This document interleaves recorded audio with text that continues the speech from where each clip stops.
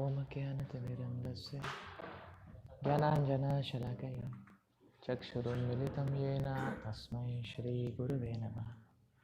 Shri Chaitanya Manobhishtam Sthapitam yena bhutale Swayam Rupa Kadamahi Dadati Swapadantikam Vandeham Shri Guru Shri Yuta-padakamalam Shri Gurun Vaishnavasya Shri Rupam Sagrajatam Sahagana Raghunathambitam Tam Sajivam Sadavaitam Savadutam Parijanaha Sahitam Krishna Chaitanya Devam Shri Radha Krishna Padam Sahagana Lalita Shri Vishakhanvitansya Nama Om Vishnupadaya Krishna Pishtaya Bhutale Shrimate Bhaktivedanta Swami Nityanamani Namaste Saraswate Deve Gauravani Pracharine Nirabhishesha Shunnavadi Pashyatya Deshatarine Namo Mahavadanyaya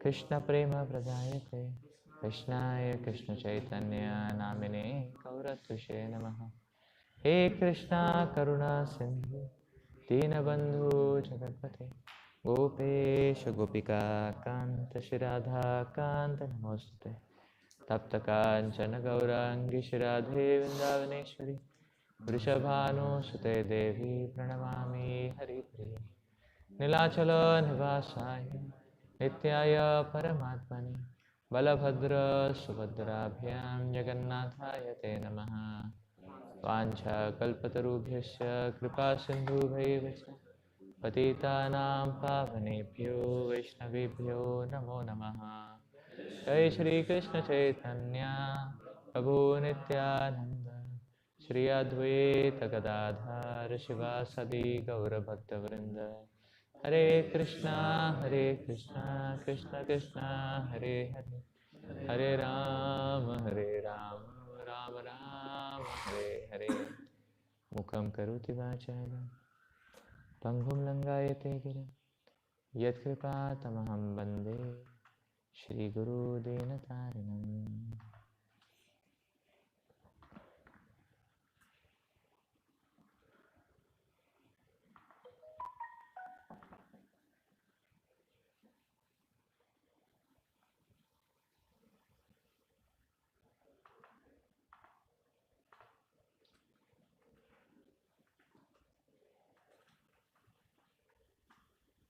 We are reading Bhagavad Gita 10.9 today, I believe.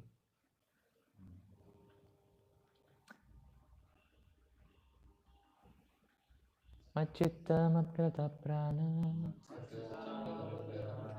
Bodhayanta Parasparam Katayantascha Mam Nityam Tushyanti Cha Ramanti Cha.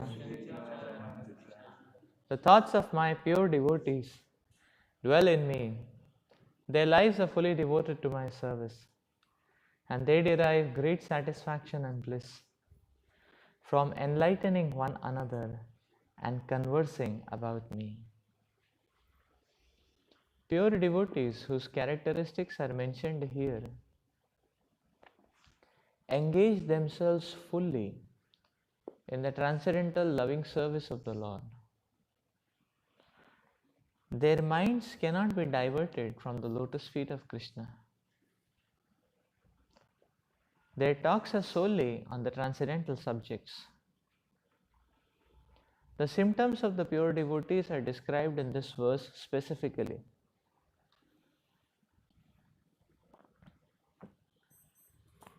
Devotees of the Supreme Lord are 24 hours daily engaged in glorifying the qualities and pastimes of the Supreme Lord. Their hearts and souls are constantly submerged in Krishna, and they take pleasure in discussing Him with other devotees.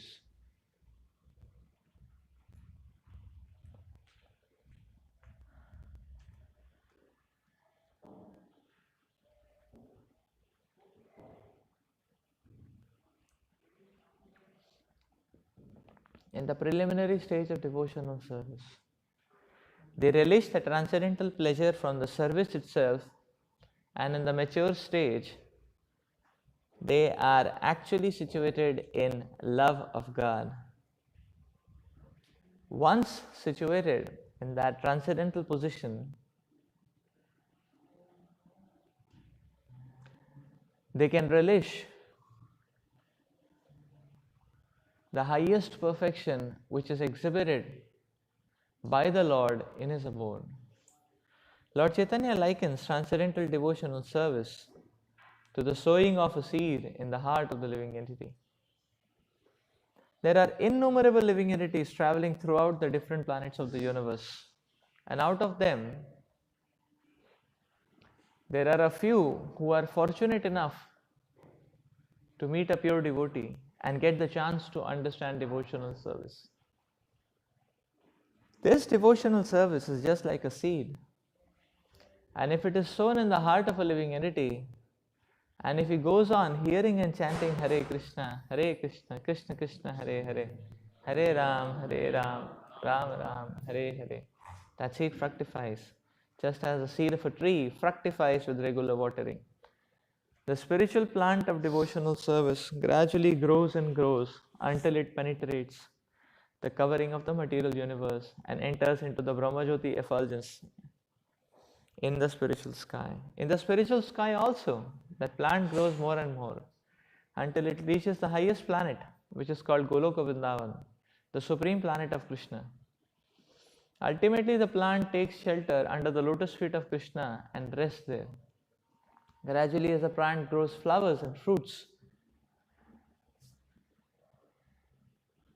that plant of devotional service also produces fruits, and the watering process in the form of chanting and hearing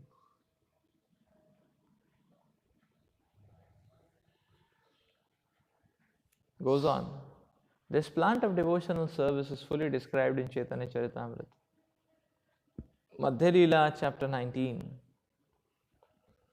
It is explained there that when the complete plant takes shelter under the lotus feet of the Supreme Lord, one becomes fully absorbed in the love of God. Then he cannot live even a moment without being in contact with the Supreme Lord, just as a fish cannot live without water. In such a state, the devotee actually attains the transcendental qualities in contact with the Supreme Lord. The Srimad Bhagavatam is also full of such narrations about the relationship between the Supreme Lord and His devotees. Therefore, the Srimad Bhagavatam is very dear to the devotees, as stated in the Bhagavatam itself. Srimad Bhagavatam Puranam Amalam Yad Vaishnavanam Priyam.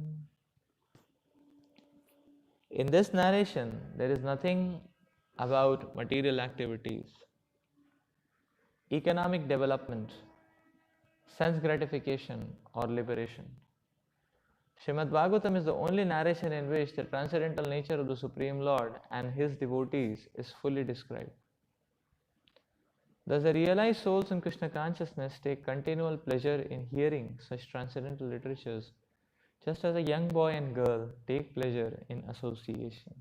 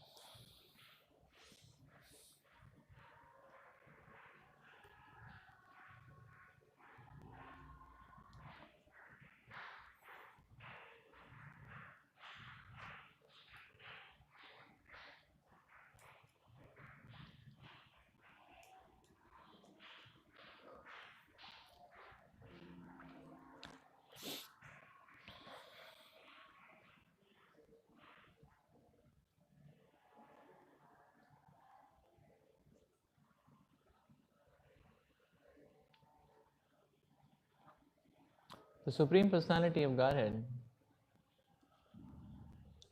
Krishna,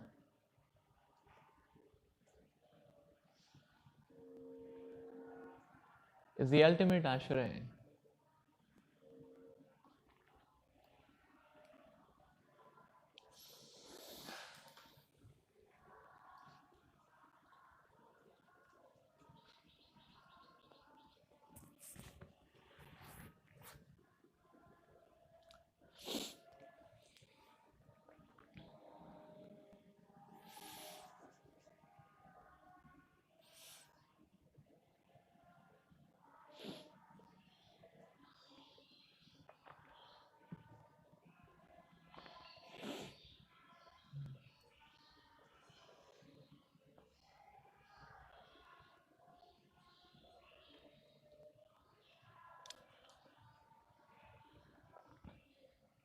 The entirety of the restlessness and turbulence of the material world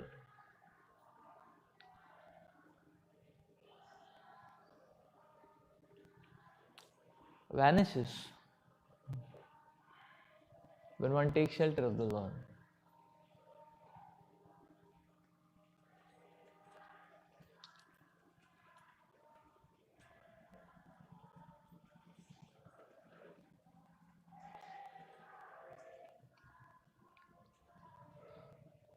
The Shastras explain that the lotus feet of the Lord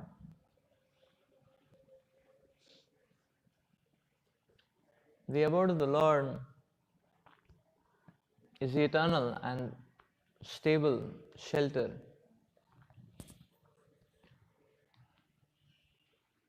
where the living entity can be naturally absorbed and thereby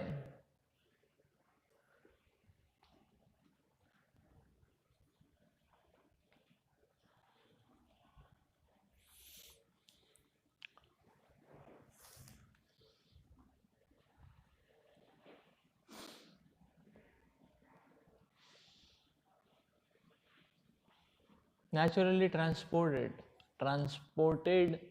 to a plane beyond the dualities of this material world.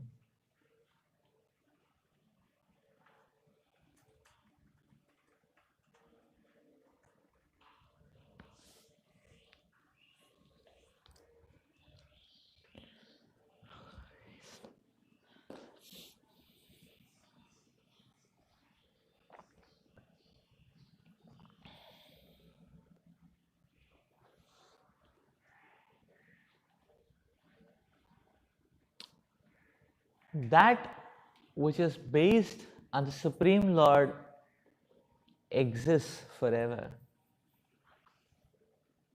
And that which is originated from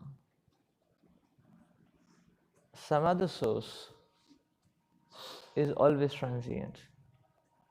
That means that which the Supreme Lord has set up is going to stay. And that which the living entity creates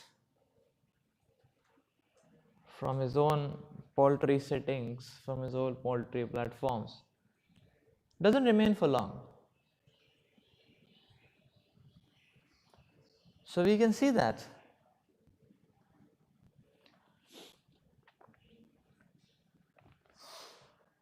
The living entity creates buildings, but they only remain for some time.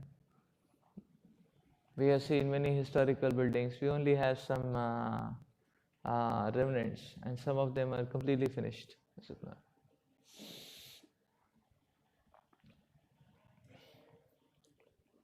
just remains for some time. Similarly, the living entity creates civilizations. And we have record of so many ancient civilizations, be it Harappa or ancient Greek civilization or Roman civilization. But ultimately, nothing remains, only some dust and powder, some speculative stories of what it could have been. It doesn't remain. The living entity creates various kinds of cultures and lifestyles in the form of various kinds of isms, but they do not remain either for long.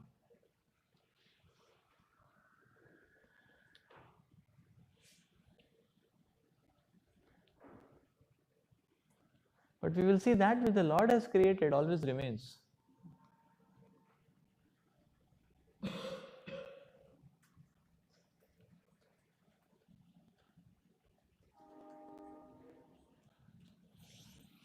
Therefore,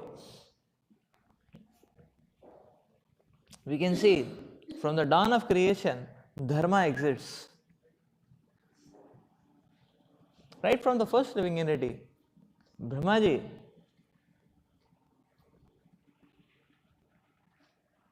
when Brahmaji followed the course of dharma,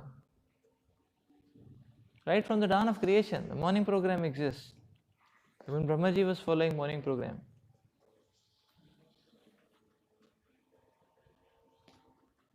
So the dharma is existing right from the dawn of creation. The instructions of the Lord exist.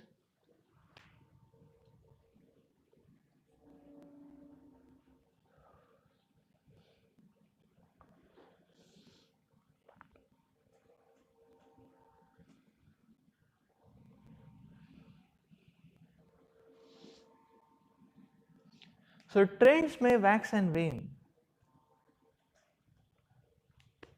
Therefore, an intelligent person doesn't get bewildered by trends. An intelligent person probes for what remains. If trends wax and wane, then what remains? So an intelligent person will look for that which is lasting.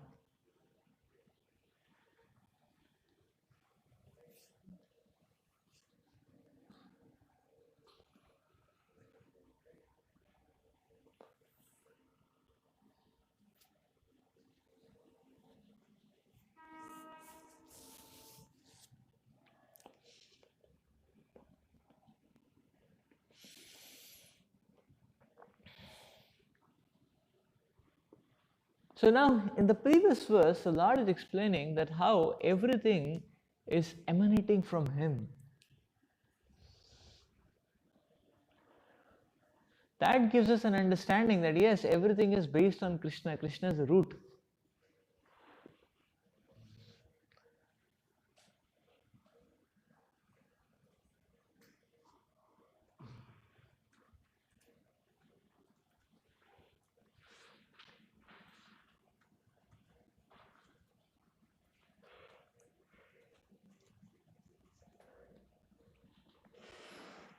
So that in one sense, okay, we can say that yes, in one sense, it gives us the feel or the first lesson which many religions also talk about, the concept of the fatherhood.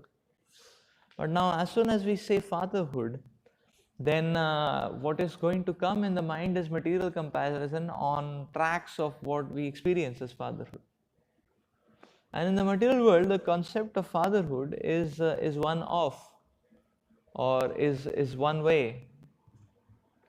Why it is one off or one way? Because the concept of father is what the father has begotten you, and I mean father mother, okay, no, same thing.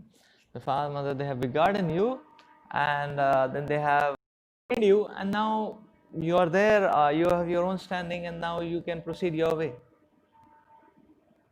You got some training, got some principles, you got some incubation, now yeah, so you got some incubation actually. Now that you have become a little more mature and robust, now you unleash your skill sets and passions and talents and move on in different directions, different trajectories, is it not? So that's the kind of idea what we can have like that. So so if the concept is just limited to fatherhood, then fatherhood is one-sided like this, is it not? That's the kind of fatherhood we have in our experience.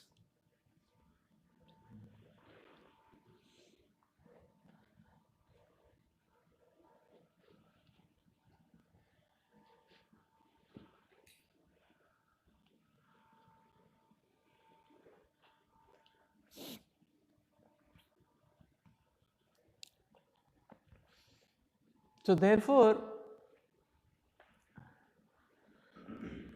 so you see, this material analogy can give an initial sense of a feeling of belonging, like that, but then it's not complete in itself to, the analogy is not complete in itself to give us an idea of, or to give us a complete picture of what is the kind, nature of our relationship with Krishna. And therefore, Vedic Shastras are talking about, are not so much emphasizing only on the concept of fatherhood, but they go much further.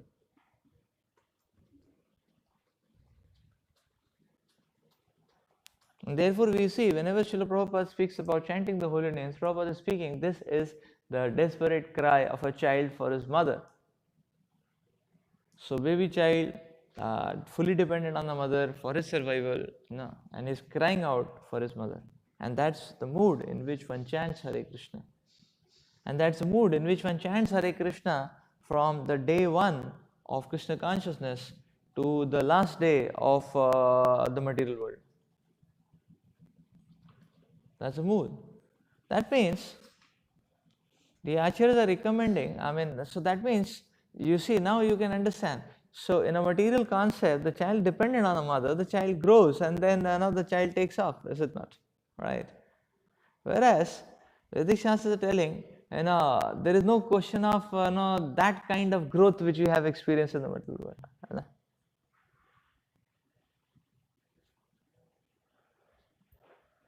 So that's a perverted aspect of growth. Because in the material world, growth is in terms of kicking off independence, is it not? Or, in very exact words to say, is that kicking off simulations of independence, is it not? That's material growth. But spiritual growth is not about kicking off simulations of independence, but the spiritual growth is in terms of increased dependence.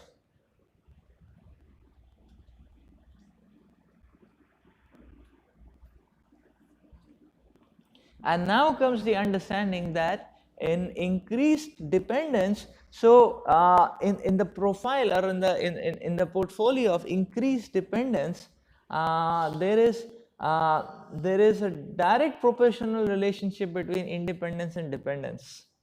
If there is increased dependence, in effect, the independence of the living entity increases, in the sense that his entanglement from the shackles of material energy increases. And that's what is the benchmark of independence which Shastras describe. Rather than simply having a titillation of independence or assumption of independence.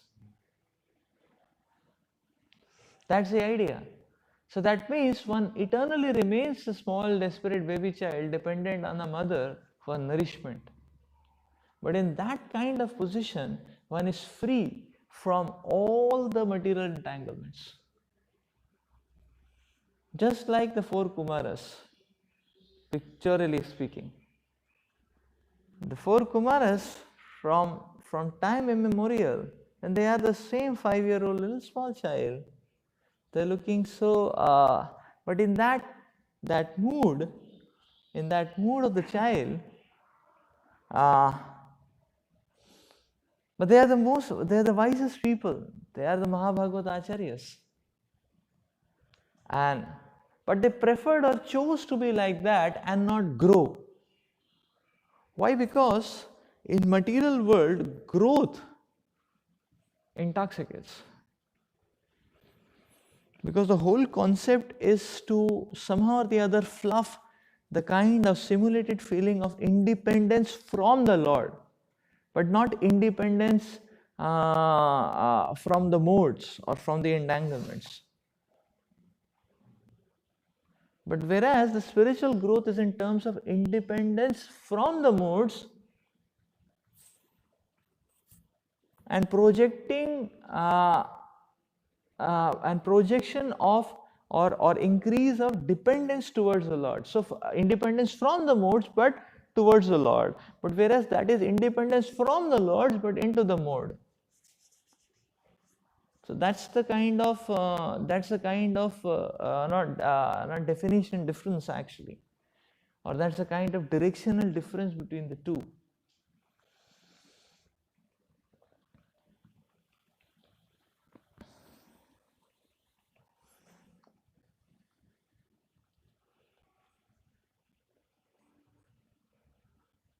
So this verse is explaining. Now in the second verse we get a further explanation, or we get a more mature and a proper explanation of that. It's not just the we get a more mature explanation of that. Yes, the it's not just kick off or the seed giving father,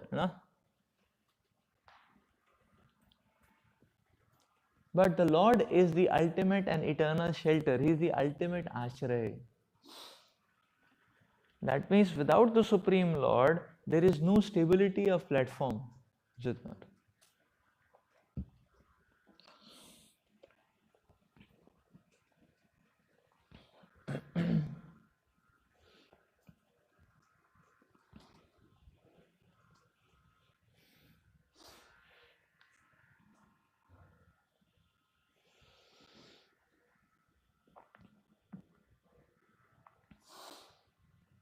So yes, in the first verse, we may have remained at the understanding that yes, the Lord is the bread-giving Father, and He can continue to give bread till we can make our own bread. But here we are understanding that it's not about bread. It's about. It's not just about bread. It's about the Lord is our life air. The Lord is our life air. Without the Lord, there is no question of sustenance.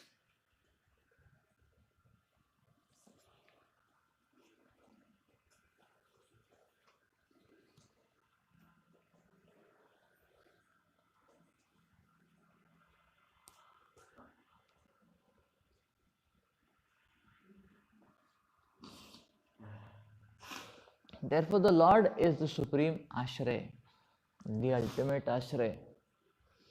So that means we understand that yes, not only the origin is from the Lord, but we can say the ultimate acme of perfection will be taking shelter of the Lord, or being situated in position of complete shelter.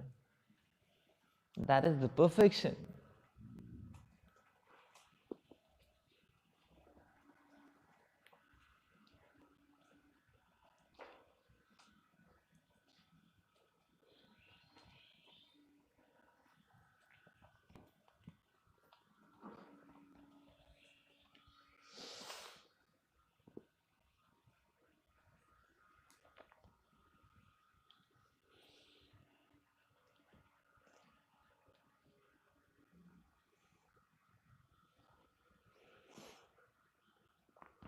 So it's about ashray. The living entity has a proclivity, to rest. The living entity has this proclivity of ashray. The living entity has this proclivity. You see the point? Just like in social dealings, people may do various social dealings. People may travel all around the world, But if you ask people that where are you dwelling, they will give one address. Is it not? A person will not say, okay, I dwell at 12 different places in 12 different months, So, or they don't make a software that you have to, type in, the day, time, date, and then you can, and then the software will give you the dwelling place. The dwelling place is always one which people give, is it not? So wherever they go, they want to come back to the same point, is it not? One doesn't say, the dwelling place is only one, right? In that way.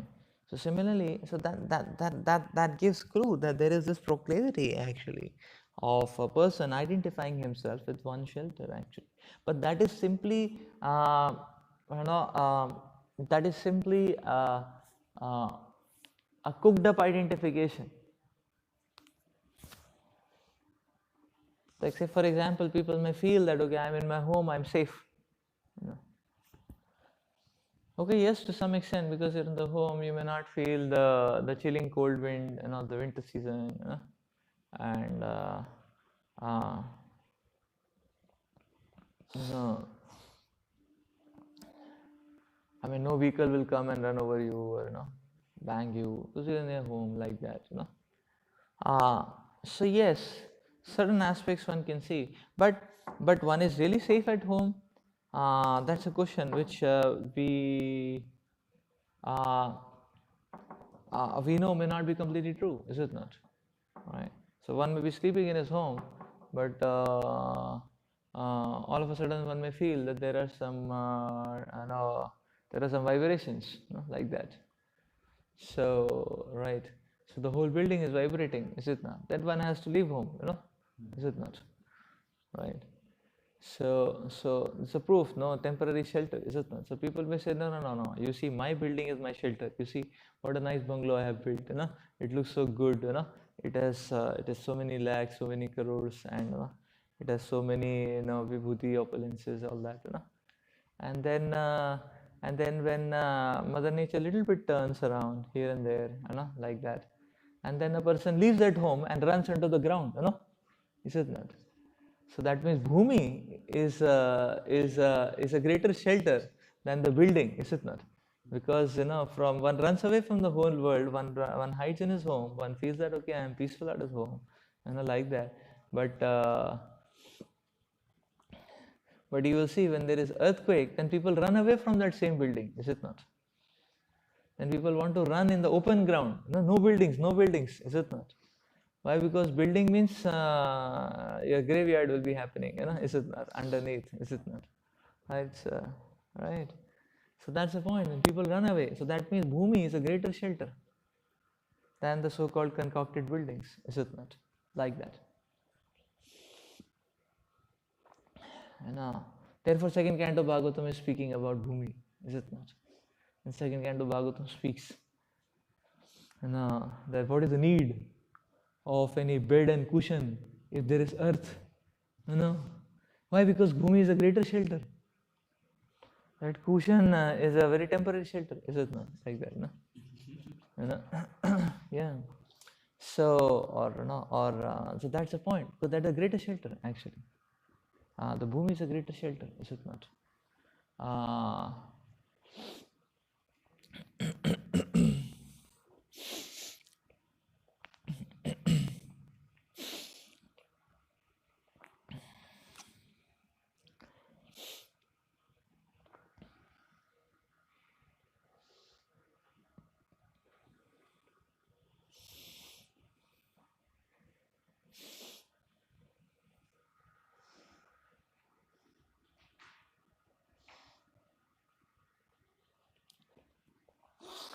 And when there is flood, then people will run away from one part of the land to the other part of the land, is it not?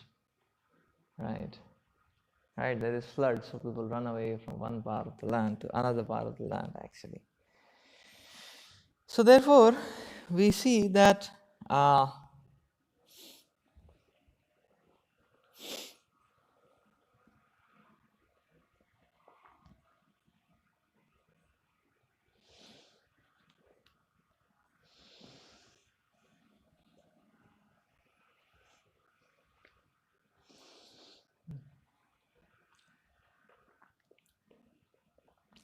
so yes, in the material world, we may have to run from one part of the land to other part of the land, is it not? Sometimes, So, so many times person feels that okay, in a particular area, and a person may not be getting footing.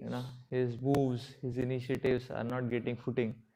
Then poor fellow has to move from one area to another area. There he may get some footing. There he may get some market. Like that he can sustain that. So we see that, and people may run from one part of the land to another part of the land. Just like it's just these birds also migrate. No, they migrate. They come from the 6 months. Then there is sun. Then they are there. When there is the sun has gone to the other pole. And they also travel to the other pole. Like this they keep doing. So that's material world like that. Because again, Bhumi is a greater shelter, but then but then it is the it is the lotus feet of the Lord which is the topmost shelter. And once having attained that ground, the Vaikuntha ground, the transcendental ground, then one doesn't have to move from here and there. Move from here and there.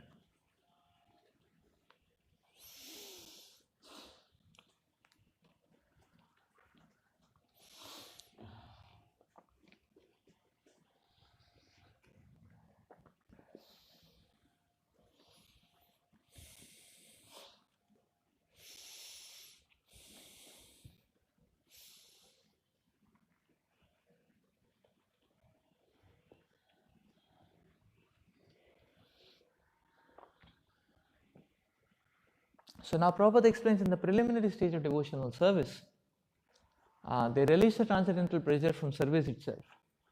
But in the mature stage, they are actually situated in love of God. In the mature state, they are situated in love of God. So what is the difference? The difference is, suppose, to give some analogy to understand or to visualize the difference. The difference is, suppose if one is having suppose a great desire to eat a particular kind of delicacy cuisine, like that. So somehow or the other, you happen to find a restaurant, in which can give, like that, and you'll end up, going there, booking a slot, getting that, and partaking.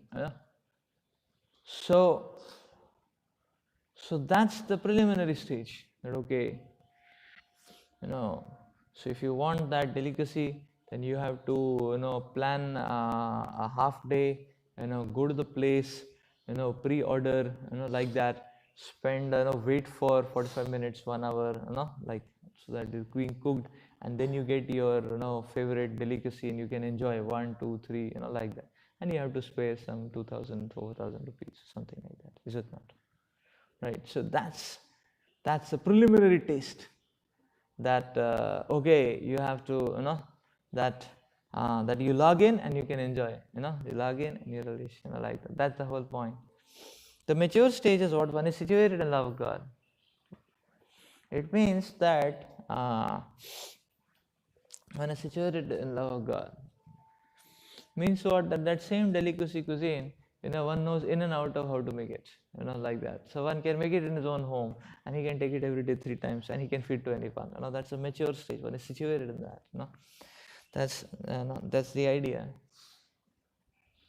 That's the idea. It's like visiting a hill station, say for example, and getting fresh up. Visiting and coming, like that. The mature stage means you have a residence there,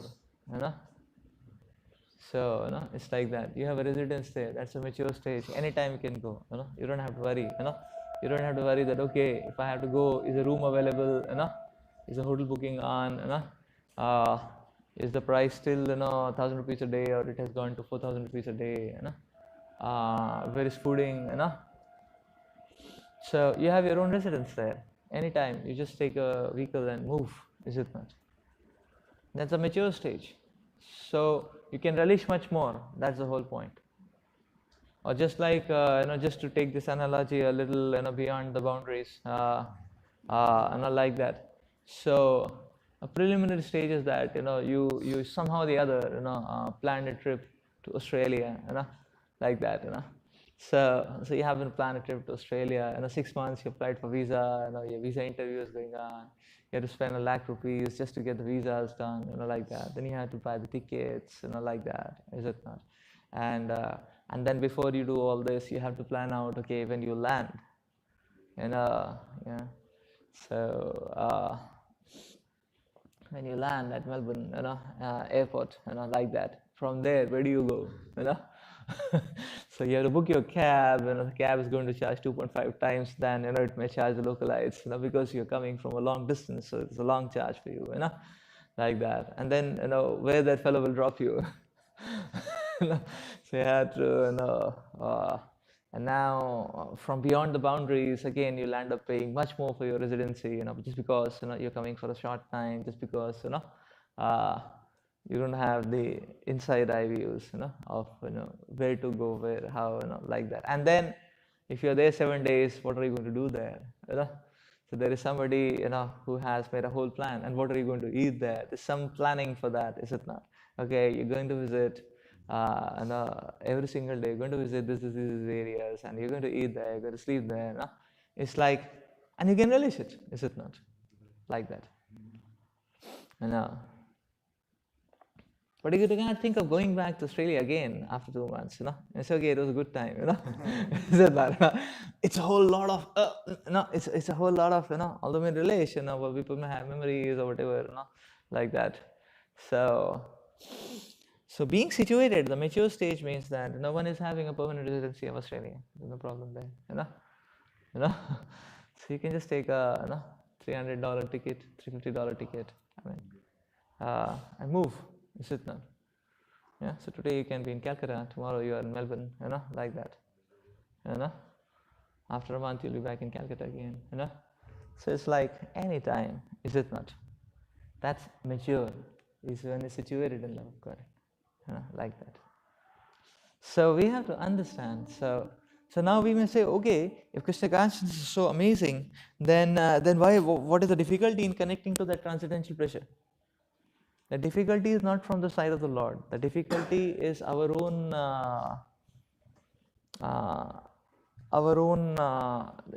doing, actually. So the difficulty is created by the amount of conditioning which we have created around ourselves. And then to come out of that and log into the service of the Lord, So whenever we log in, we'll feel transcendental pleasure. But we have to log in, is it not? Like in every temple in the world, ISKCON temple, there is morning program going on. Now, how to relish? Who can relish? Whoever can make it at 4:30, he can relish, is it not? Right? So that way. So now, if one keeps himself far off, is it not? Now it's as simple as that. If you keep yourself far off, then you have to cross over the oceans, to reach it, somehow or the other make it, like that. So you may target 4:30, someday you will end up at 7, like that,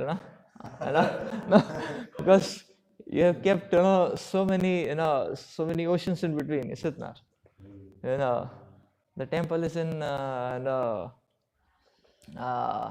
it's like, the temple is in one corner, you're staying in another corner, staying 20 kilometers far off, like that, Then, and it's, so then you need a car, because, then you need bigger arms, like that. Then you need to, you need so many, is it not? You need somebody to wake you up, you need petrol in the car, like that, is it not? You need a lot of warm clothing, to be able to get up at 10 degrees centigrade, and drive, you need your geyser to be functioning, and so many things, is it not? Like that, So, otherwise, that's the point, is it not? Now, you need to really plan, you need to sleep on time, you need to be in a good mood, like that, one needs to keep his children away, that they don't create a fuss at least on that day, so that the next day one can make it, like that. So many factors, is it not? Because one has kept the concept far off, is it not? Like that. And we have experienced when we are sleeping in the temple hall, then you don't need anything. Is it not? Right? And you don't need anything, like that. So, right. So then you don't need anything, is it not? Then you don't have to plan, okay, I have to wake up tomorrow morning at 3:30, like that. Nothing doing, you'll be woken up by the bell, and all lights will glow, and the bell will glow, is it not? Like that, And then one devotee will come and say, ho gaya abhi aapka, Uth jao abhi, hai ki nahi, You have to clean the temple hall, is it not? Right? And if you still don't get up, then 2 devotees will come and wake you up, is it not? And still you don't get up at 3:42, 5, 6, 10 devotees will wake you up, is it not? You still don't get up, 4 o'clock, everybody will take you down into the bathroom, is it not? So the last degree doesn't happen, because generally, like that. So that is the point. You don't have to do so much planning. You don't have to do, okay, I had to sleep at 9. If I sleep at 10, maybe I'll not get up. Or you sleep at 10, 12 o'clock, no problem. You'll be woken up at 3 o'clock. Is it not? Like that. And then one may say, okay, but then in chanting I'll sleep. Try doing that. 20 times you'll be beaten up. Is it not? The point is, obviously it's good to sleep early, but the point which I'm trying to make is that things become very easy actually. Things become very easy. So the problem is not in terms of the difficulty. Like if you want to go to Australia, there is difficulty because immigration doesn't allow you. They say, don't iron us, don't come to our place. That's immigration, is it not? Like that. We don't want you. That's immigration, is it not? Their first note is, we don't want you. And the person says, no, please, I say, we don't really want you, please, okay, 3 days, please, like that, okay, 1 week, so that's how immigration works, is it not? Then one shows that one is very surrendered. Then they will say, okay, 3 months, and they'll say, I did that very good performance, fully surrendered, pure devotee, like that. And they'll say, okay, 3 months extension, is it not? Like that, Then they will say, okay, 2 years. Then they will say, okay, permanent residency, 5 years, you are under watch, mind it, right? And then after that, one is servant of servant of servant of servant of servant, like that. One sees that, okay, I breathe for your nation, I die for your nation, every drop of my blood is for your nation, everything. Then they also, okay, citizenship, like that. So it's like that, is it not? So that's the whole point. So, so there, in the material world, there is difficulty that way, in what we cherish and what we relish. In the spiritual world, the difficulty is not from the management side. The universal management is welcome, because the Lord is very merciful. But there is difficulty from the side of the living entity, how far he has kept the Lord because of the kind of conditionings and everything what he has kept in between. And therefore it takes so long to reach out there, is it not? That's the whole point, is it not? It takes so long to reach out there. So therefore, in the preliminary stage, one does, one can release. So whenever there is touch, we can release the transcendental pleasure, is it not?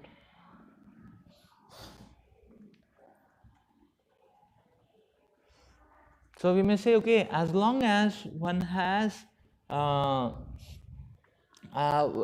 is situated on a platform which is, one has his own material epicenter, then one has to struggle to reach to the supreme shelter. So then by increasing one's service, what is happening is that one is actually moving towards the eternal shelter, like that. And therefore the transcendental pleasure, the warmth which one experiences, increases. That's why the whole thing is compared to as a seed which fructifies. And this seed grows and takes rest. So it's so that it takes rest at the lotus feet of the Lord. So when we say take rest, that means now it won't move and jump hither and thither, like that. When there is jump hither and thither, then there is only question of growth. If it is positive direction, if it is reverse direction, then it's degradation, growth, advancement, degradation, like that. That's the whole matrix of growth, is it not? Evolution, devolution, evolving, devolving, like that. So evolving, devolving, like that. So, and when it's situated, then there is no evolving, devolving. One is just revolving, It's revolving around the Supreme Lord. He's revolving in the transcendental pleasure, like that. One is just doing tushyanticha, ramanticha, like that. So, so in that way, the living entity, in that way, the sadhaka actually, in that way, the sadhaka relishes. So in this way, we see that in this Chaturshloki, Bhagavad Gita, how our understanding is being, how we are getting such a complete understanding of what is the nature of our relationship with Krishna, like that, and how Krishna is indispensable for us. Indispensable for us. We'll stop here. Srila Prabhupada ki jai. Granth Raj Srimad Bhagavad Gita ki jai.